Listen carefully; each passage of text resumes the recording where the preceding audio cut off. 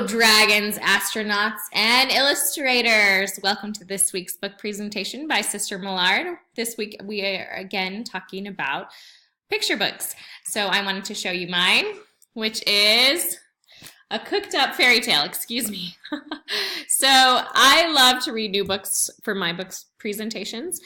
So I went ahead and I went to the library, got a huge stack of books, and went through and picked out which one I wanted to present, which is a cooked up fairy tale. First of all, I'll tell you a little bit about it. The main character is William, and William lives in fairy tale land. And the problem is he doesn't fit in super well. Here he is, right here. He much prefers to read cookbooks than do any sort of fairy tale-ish stuff. So one of my favorite illustrations in this book is Rapunzel here, and she's having to blow her hair dry, and she's just bored as can be, which I can totally relate. So I think that's fun. So in this story, William wants to be a chef, and he is an excellent cook, and he tried to get a job at the brick house here, but it was way too dangerous. As you can see, first of all, one of the ingredients he had to use was a big bad wolf, and nobody wants that. And then over here, the three bears are way too picky about their porridge, so he just quits. And here he tries to bake gingerbread men, and they, of course, run away from him. So he doesn't quite know what to do. And so he goes home, and he's at the market, and off the back of the truck falls this box of ingredients that's supposed to go somewhere. And he's thinking, nobody wants just these ingredients. They need to be some kind of yummy food. So over here, he makes delicious meals out of all of the food that he eats, that he found. So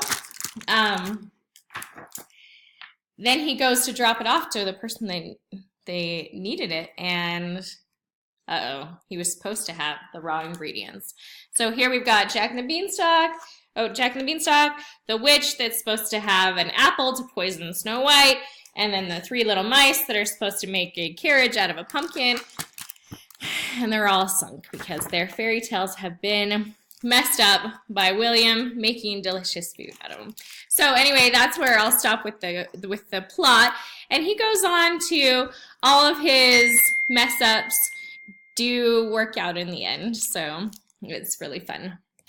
So let's go ahead. This is a picture book, like I said.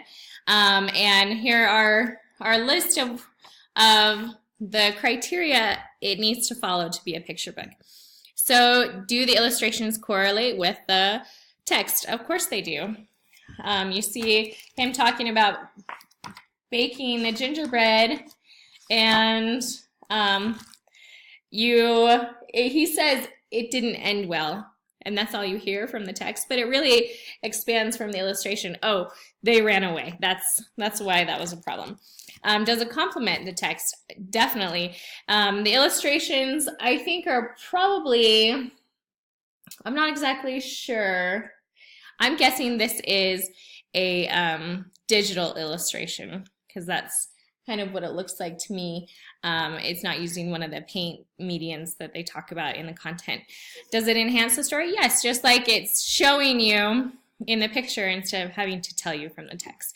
There are, it does not have as many stereotypes. William loves to cook, and sometimes people think that that's a female attribute, but he does that in this book, which is great. It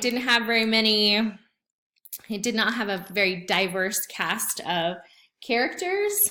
They were mostly Caucasian. There were some other diversity a little bit, but I would have preferred to see a little more. Yes, it's very appealing because it's silly, and I love silly. So, and it's appropriate for age groups.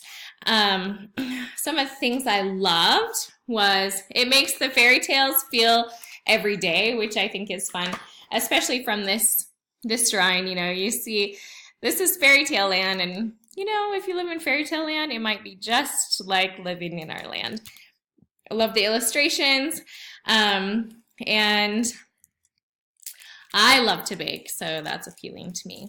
One of the things, so I already went over the 4 things that you all have to cover in your book presentations. The last thing that I asked you to add is how you could use this particular book with children. So obviously you can always read a book with or have a child read it on their own and talk to them, but I want to go beyond that. So some things that I came up with is maybe you could somehow make some kind of snack like he talked about, or like he does in this book.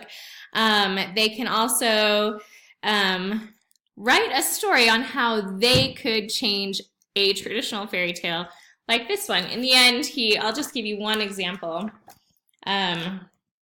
With Snow White, she doesn't eat the poisoned apple, but she does eat all of the apple tarts that he made, so she falls asleep.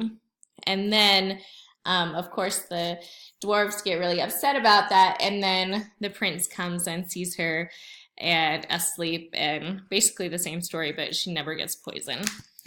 So how could you, as a child in a classroom or a home, think of some different ways that you can alter a fairy tale to be different?